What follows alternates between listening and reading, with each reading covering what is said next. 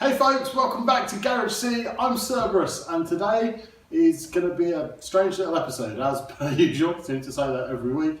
We're going to do a little bit of lighting. I have my lightsaber here. I'm scared by this, it's fragile. Well, it's not that fragile, I guess, but you know, it's glass, so it kind of seems fragile. We've got to install one of these, which should help with the lighting situation. And then we're going to start looking at supercharger bits, because let's face it, it's supercharger time, isn't it? Yes, very much. So we need to have a look at the parts, make a list, figure out what we need to do, what we need to sort out, and once we've identified all that, in the next episode we'll start installing stuff. And yeah, well, we better crack on then. I've got some wiring to do.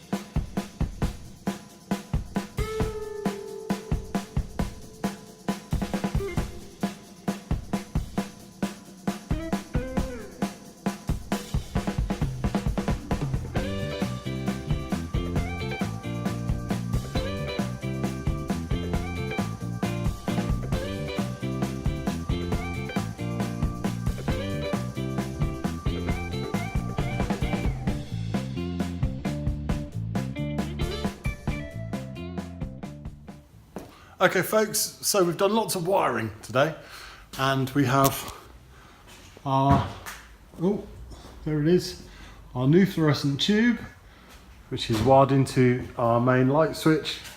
That was our only main light. I've done a bit of wiring and attached that, and the light above the workbench is no longer plugged into the power rail. This is our new power rail. It's actually, you turn it on and off with the light switch, which is a great improvement.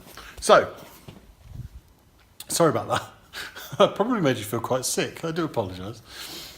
I promised we'd have a quick look at the supercharger. I want to put the supercharger back on. You guys seem to want me to put the supercharger back on. So what does that entail? What's coming soon? Well, the only thing missing from this is... Oh, hold on. No, I lied. I was about to say the only thing missing was the injectors, but the other thing missing was the wide band. It's wide and it's bandy. So, I need to stop saying so, or I need to get better at editing it out. We have our over-the-top intercooler, and by over-the-top I mean that the pipework comes down into it. So, no going down and round the radiator. Here's the intercooler pipework. That goes into the supercharger. This side goes into the throttle body. Here's our dump valve. People will tell you that you don't need a dump valve on a supercharger, and I'm going to tell you that you do, because that prevents you from trying to stall your belts. It blows the pressure off rather than it feeding back into your supercharger. Hey, it just is. I prefer it. This is our vacuum hose to our brake servo, which has a T-piece in it to run things like this. These are Toyota coil over plugs, so no coil pack. These are individual coil packs. They go down onto the spark plugs. It's not a massive improvement, it's kind of an incremental upgrade. What it does do is stop me from blowing the spark out. I mean, don't forget, we're running 12, 13 PSI on this, so it's significant. This is a piece of aluminium straight from B&Q. It was the right width and the right thickness straight out of the bin. So I drilled the holes in it, I added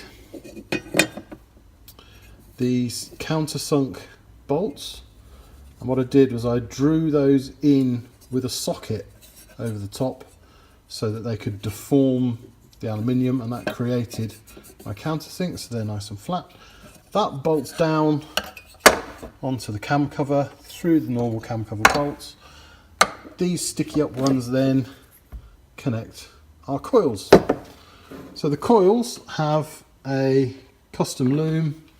This is the magical connector, and the name of it has escaped me, but I had to buy this. This will plug straight into the MX5 loom, so you don't have to do any chopping around or wiring changes. But this is very difficult to find. This came from a Yamaha specialist in California. Yeah, but that's the sort of lengths I'll go to not cut an OEM loom. These are the Toyota plugs, brand new. Get those on eBay, easy peasy. These were in the kit.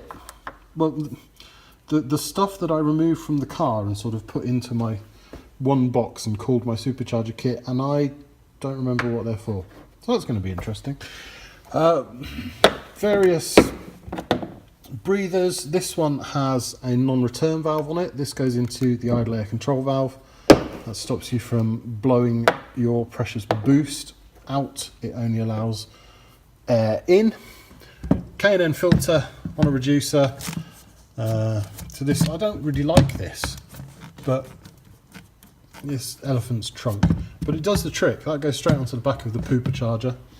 The pooper charger is an Eaton. Well, is it an Eaton? I'm never sure on the terminology of this. Tell me in the comments if you want to disagree with that. It's an Eaton MP62 and it's on the BRP kit. So this is the plate that mounts to the engine using 3 longer exhaust manifold studs. It's braced underneath by this. Oh, this blanks off the intake manifold, so that you I delete the that bypass hose that go. Oh, well, you'll see it in a future episode. We'll talk about it later. And a wideband sensor, very important.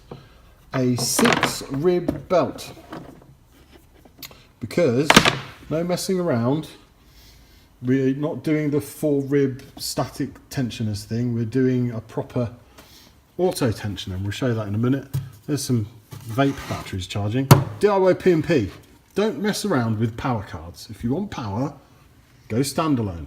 So I soldered that together. That's a DIY P&P kit. But the piece of resistance, yes, the pooper charger. This is the MP62. This is the auto tensioner. So if you want to change the belt, let's just show you quickly how we do that. We put our breaker bar into the hole provided, and let's just do that again, only more cleverer. We put it into the hole provided, and then we just turn our breaker bar. There we go. That removes the belt pressure. There's the belt. Sits over there, runs into that. So it would be at that angle normally. So when you pull this up, you release the belt. Makes belt changes easy peasy. And the really good thing is, it keeps constant tension. If you ever see, get the chance to see a supercharged MX5 on the dyno, if it's got the old-fashioned TR lane static pulleys, you'll see how they don't work.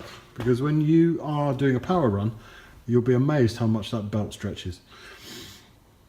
Here we go. On the back of the pooper charger is our second throttle body, which we run to keep things nice and quiet and make our idle a bit easier to balance. And while we're here, it'd be rude not to, wouldn't it? Glove test.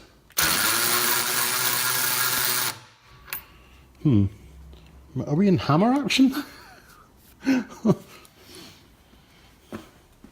Okay, here's take two then. I don't know if you'll see take one because it was a bit embarrassing. But here's take two of glove test. We use the drill to drive the supercharger and